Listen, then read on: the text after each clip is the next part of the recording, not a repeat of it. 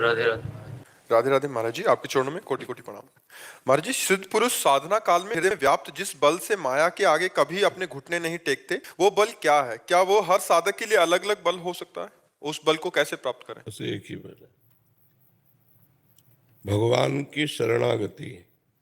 दैवी हेषा गुणमयी मम माया दुरत्तया मामेव ये प्रपद्यन्ते माया में ताम तरन्ति ते। कोई अपने बल पर माया को रौंद दे, न ऐसा भूतो न भविष्यति। एकमात्र मामेव ये प्रपद्यन्ते माया में ताम तरन्ति ते, भगवान के वचन है। दैवी हेषा गुणमयी मम माया दुरत्तया, ये जो देवी माया है ये त्रिगुणात्मिका है, सतोगुण रजोगुण तमोगुण। इनको कोई पार कर ले बहुत कठिन है, दुरत्तया। अगर कोई इस माया को पार कर सकता है तो मामे वे प्रपद्यन्ते, मेरी शरण में जो आ गया माया में ताम तरन्ति ते। भगवान की शरणागति, भगवान की गुरुदेव की शरणागति के बिना शिव विरंचिका मोहे को है बपुरान। और बेचारा कौन अहंकार करे, ब्रह्मा शिवादि को भी मोहित कर ले। दैवी है सागुणमयी, ये बहुत दुरत्य माया है, बहुत दुरत्य माया। शिव विरंचिका मोह है, अपने तो बहुत साधारण जीव है। जो ज्ञानिन कर चित अपहरई बरियाई विमोह बस करे। ज्ञानिनाम चेतांसी देवी भगवती हिसा बलादा कृष्ण मोहाय महामाया प्रेक्षति। बड़े बड़े ज्ञानियों के, अज्ञानियों की तो बात जाने दो, बड़े बड़े ज्ञानियों को बलात् आकर्षित करके उनको भ्रम पैदा कर दे, उसी का नाम माया है। ज्ञानिनाम चेतांसी, ज्ञानियों की ज्ञानमयी चेतना का अपहरण करके बलात् से मोह में डाल दे, वो भगवती महामाया है, कोई साधारण नहीं। ज्ञानिनाम चेतांस देवी भगवती हिसा बलादा कृष्ण मोहाय महामाया प्रेक्षति। तो सबसे पहली बात, माया पर विजय प्राप्त करने के लिए भगवान की शरणागति। इसके बाद भगवान का निरंतर नाम जप। इसके बाद एक एक दोष अपने अंतःकरण में देख करके उनका त्याग करता चला जाए। बिगड़ी जन्म अनेक की अबहीं सुधरे आज, होय राम को नाम जप।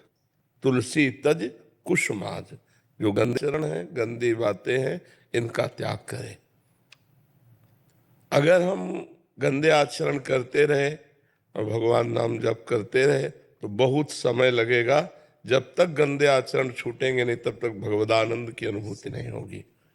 और प्राय ऐसा ही भजन अपने लोग करते हैं, बैलेंस बनाकर।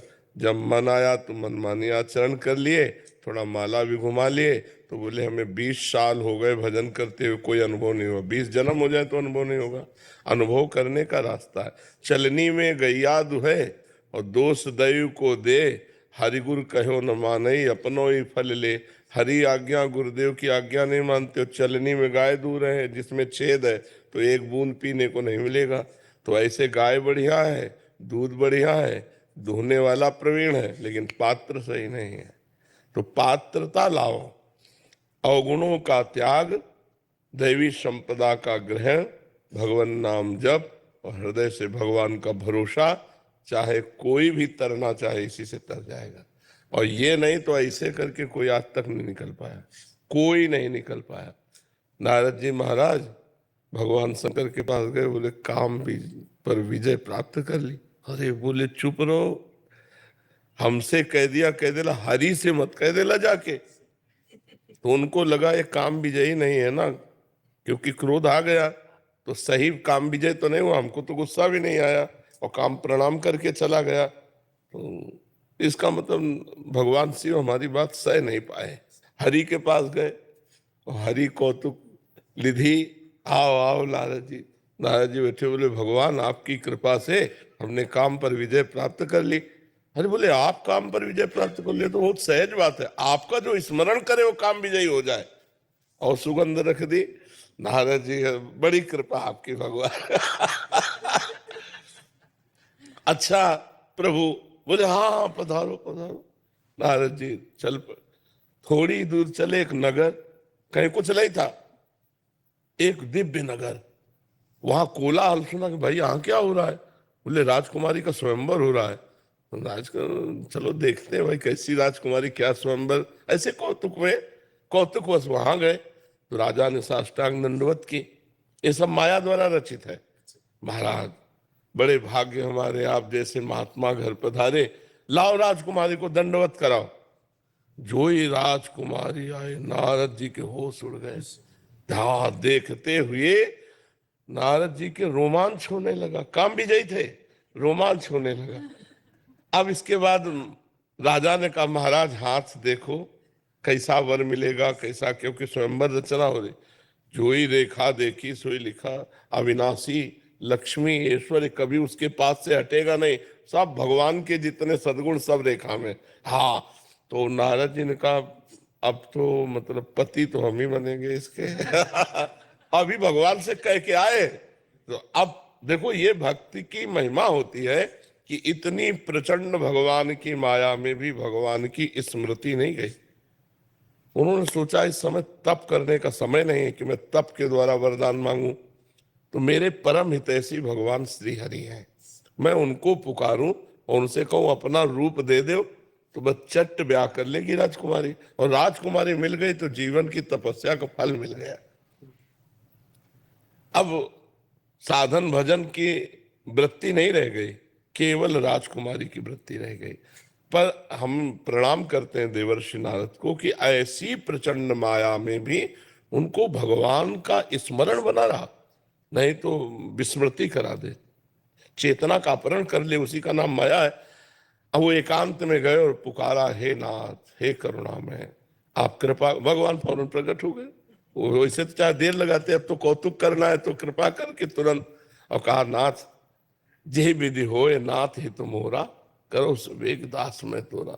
मेरा जिस प्रकार से हित हो मैं आपका दास हूं, वही करो। भगवान ने कहा हित ही नहीं परम हित। जे विधि होई परम हित नारद सुनो तुम्हारा। जिस तरह तुम्हारा परम हित होगा नारद मैं वही करूंगा, अन्यथा नहीं करूंगा। तो बोले भगवान हरि रूप दे दो, क्योंकि मुझे अब राजकुमारी के भी नहीं मिले, सुंदरी बाला। और भगवान से अभी कह के आ रहे थे काम विजयी है, तो भगवान ने कहा तथास्तु। और नारद जी ने समझा हरि रूप मिल गया। और हरि कहते बंदर को भी, भगवान ने बंदर का रूप ना। अच्छा आश्चर्य कि राजा और संपूर्ण प्रजा सबको नारद रूप दिखाई दे रहे हैं, राजकुमारी और शिव के दो पार्षदों को के। अब पहले आसन में बैठे, अब राजकुमारी माला लेके चली, सोची कि प्रारंभ में इस बंदर को किसने बैठा दिया, तो माला हटा के दूसरी तरफ चली।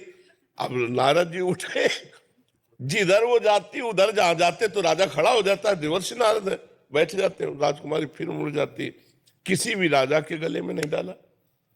नारद जी इतना विकल थे कि किसी तरह हमें देख ले, वो देखती भी नहीं थी कि ये बंदर भयंकर यहाँ कैसे बैठा है। और नारद जी सोच रहे थे मेरा हरि रूप है, माला क्यों नहीं पहरा रही। इतने में देखा श्याम रंग कमल नयन नौ किशोर अवस्था अजान बाहु भगवान, सुंदर राजकुमार के रूप में भगवान। जो ही भगवान आए तो माला डाली, बोले हाथ में हाथ मिलाया। नारद जी को ऐसा लगा प्राण निकल गए, हमारी राजकुमारी तो ये श्याम रंग के सावल सरकार ले गए। लेकिन हरि को क्या जरूरत थी कि इस समय आकर के हमारी राजकुमारी ले जाए। भगवान शिव के पार्षदों ने कहा तनिक अपना रूप भी देख लो, राजकुमारी तुम्हें देखे भी तो कैसे। तो जल में जेव देखा मरकट बदन भयंकर देही। उनका अच्छा इतना छल, हमारे स्वामी है, जिंदगी हो गई माला घुमाते लिखी, और परम स्वतंत्र न सिर पर कोई भाव। आज नारद से पाला पड़ा है, आज इनको बताऊंगा जाके। और बीना लेके भागे तो रास्ते में मिल गए, बातचीत करते मजाक करते हुए जा रहे थे। नारद जी देख के और जल गए कि जो राजकुमारी हमारे बगल में होनी चाहिए वो भगवान ले लिए, रुको। भगवान रुक गए। नारद जी ने कहा पूरा जीवन हो गया आपकी सेवकाई करते हुए, एक बात मांगी थी ये राजकुमारी, उसका भी अपहरण कर लिया आपने, उसका भी। जाओ मैं शाप देता हूं, जैसे मैं स्त्री वियोग से दुखी हूं ऐसे तुम स्त्री वियोग से दुखी होगे, जैसे मुझे बंदर की देही दी ऐसे बंदर तुम्हारी सहायता है। भगवान ने हाथ जोड़कर साफ, तब हरि माया दूर निवारी तान रम। प्रणतपाल भगवान आपकी जय हो, शरणागत त्राहिमाम नारद जी शरणागत होकर के बोले जब पहुँच जाए शंकर सत जाओ भगवान शंकर, क्योंकि अपराध बनाना भगवान शंकर ने मना किया था, परम वैष्णवाचार्य उनकी अवहेलना करके तुम तो फिर तो आप सोचो नारद जी अवतारों में हैं, कोई साधु महात्मा नहीं है। भगवान के 24 अवतारों में देवर्षि नारद जी भी हैं। जब भगवान के अवतारों में माया अपना प्रभाव दिखा सकती है तो हम आप क्या चीज हैं।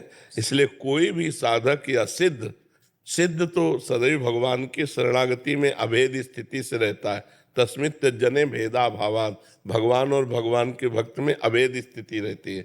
मतलब ये अभेद ये नहीं कि मैं ब्रह्म हूं, यह भेद इस तरह होता है ब्रह्म नहीं, माया नहीं, नहीं जीव नहीं काल, अपनी हूँ सुधि ना रही एक रहे हो नंदलाल।